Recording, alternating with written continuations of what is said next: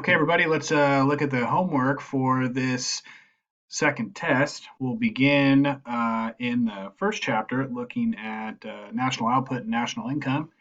And your first question was to look at which of the following transactions would not be counted in GDP, and then explain your answers. What you're looking for in this type of question is, are they a newly produced good? Are they a final good? Are they something that was produced in this last year? If it's an investment good, is it a newly produced investment good? So let's go through a few of these. You buy a new pair of cowboy boots in the Lacheze factory in El Paso, Texas. Hope that's how you say it. Not sure on that one, but good old cowboy boots. But they're new. So yes, this is going to count in GDP. Now, comparably in B, you should know immediately that this will not be counted as it is vintage. And so anything that is vintage has already been counted in a prior period. It is basically a second hand, or it's just not a newly produced final good.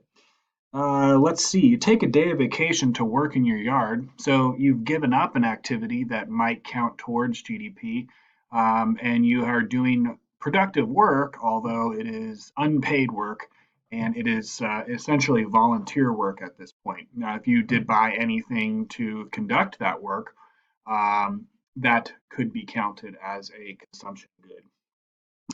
A thief sells $50,000 of stolen jewelry. Well, two things are already going on here. One, it's illegal, and two, the jewelry's already been produced. We don't necessarily know anything about when, but it is at a pawn shop, so that is telling us that it has been sold and then resold again. Even if it wasn't a thief, it was at the pawn shop, we would know that it wouldn't count towards GDP. Let's see. Amazon issues new shares of stock to finance a new distribution warehouse. Okay, again, it's going to be kind of tricky here. The new warehouse would be counted as an investment good, but the shares of stock, as we've discussed, are savings mechanisms not included in our expenditure model of GDP. So the shares of stock are not a consumer good, investment good, government good, or they are not part of net exports. The warehouse, which is part of the next F, would be the investment good that would count towards GDP. Now, G is kind of tricky. It's trying to get you to realize that the feathers are intermediary goods towards the final good of the hat. So the ostrich feathers are not part of GDP, whereas the final hat would be. Let's see. The private company builds a toll road to connect Nashville and Memphis. This counts as GDP. The final price of the toll road would be included. Now, it's kind of a tricky one because, you might say, well, who financed it? Would this be part of government spending? And the answer would be no. The final sale price would, if it was financed by a state, it's a little different than national government spending. The government pays out unemployment benefits. Okay, so now we do have a government expenditure here, except that we don't count transfer payments in the calculation of GDP. And the reason why is we don't want to double count. So we will count the spending that occurs from the transfer payment. And again, think about what a transfer payment is. It's things like unemployment benefits, or it could be other types of public assistance used to stabilize spending in the national economy and also stabilize the ability to access the economy and the social provision process. AT&T purchases all the assets. Okay, so these assets have already been produced. You can think of this as a secondary market. All of the things that the company previously had, again, were counted in GDP previously. So these would not be counted, and the transaction would not be counted. Now, the intermediary who conducted the transaction, the services, then might be included as a consumption activity, but that was not the question at hand. You win $100,000 playing a slot machine. Well, the sales of playing it might be included, but as an entertainment or consumption good, but the $100,000 will be counted only when you spend it. So, okay, that's question 1.2. Now we included, I included 4.1 here, and what I was hoping is that you would go look into the PowerPoint and see that we looked at a couple of other indexes that looked at calculations of welfare, and as well as different calculations related to aggregate output, healthcare, and so we looked at the basically that welfare index that took all those things into consideration, and we were able to compare different countries. All right, now moving on to the next chapter, kind of a tricky set of questions here because you might see some overlap in between some of these categories. So the first thing you are supposed to do is classify cyclical, structural, or frictionally unemployed or not in the labor force. Okay, so let's see. Samuel quit his job as a bank teller to work full time on his master's degree.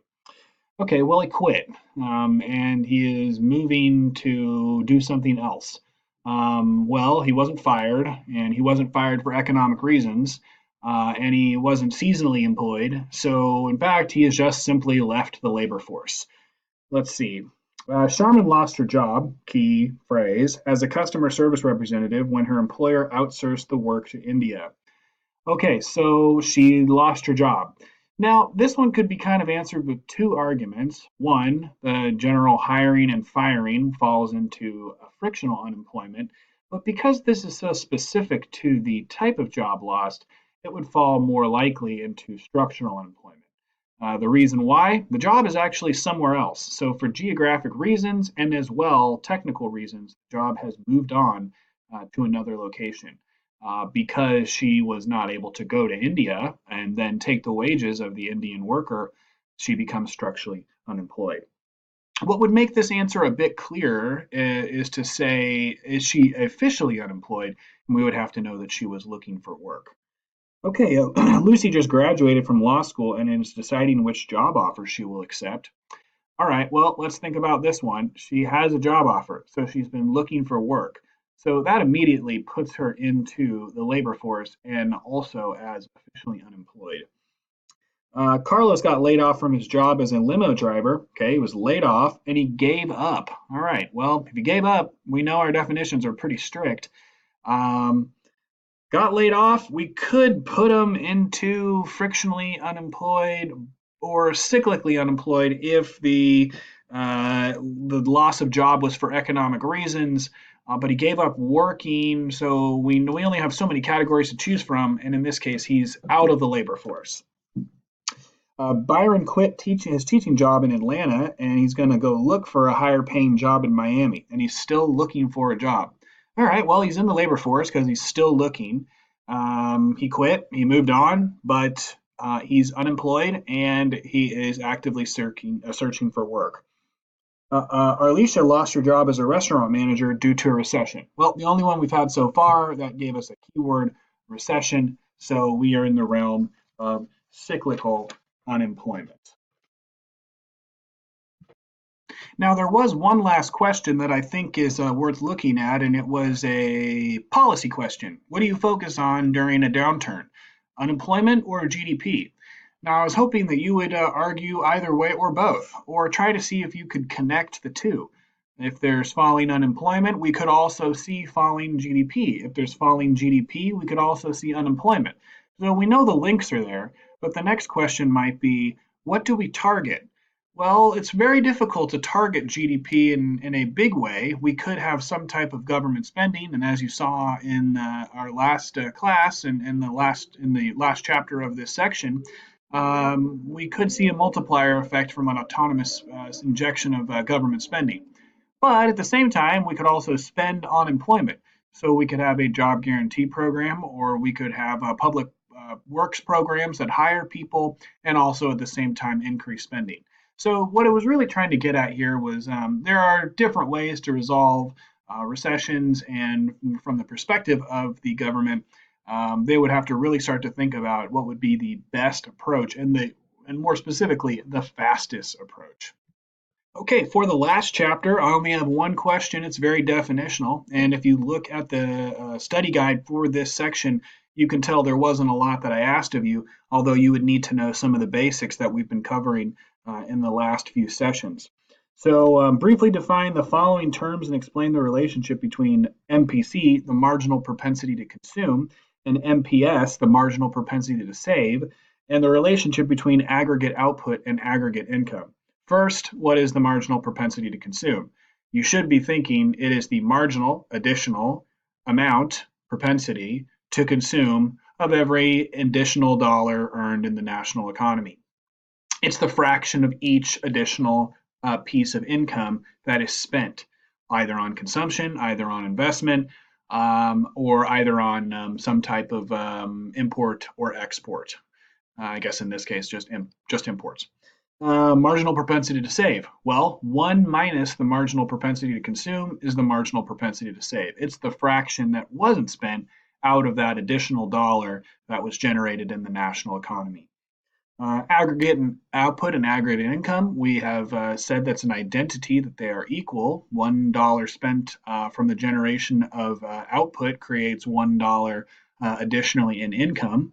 And we know that the larger the output and the larger the income, we do see an increase in savings. And so hence we have a marginal propensity to consume that is less than 1. Okay, so that's it for the homework. What you should do is kind of review these answers, see if you got something near that, and if you didn't, take some time to go into the chapter and make sure that you understand the content and you understand the basis of each question.